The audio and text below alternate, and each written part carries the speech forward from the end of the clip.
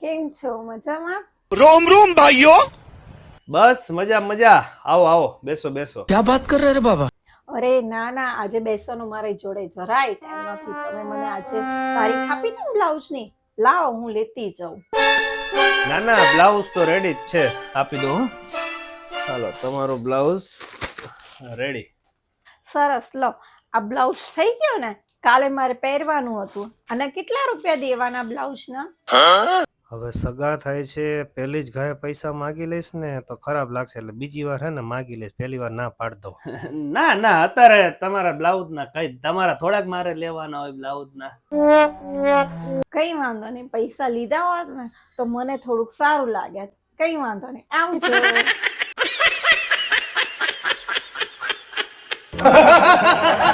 હે ભગવાન, શરમમાં આ દરજીના ધંધામાં લાખો રૂપિયાની ખોટ થઈ લીધી. શરમમાં આપણે માગી નથી શકતા અને આપણને એમ થાય કે હાલો ઈ લોકો તો દઈ દેશે, પણ મારા બેટા ઈ લોકોય આપતા નથી.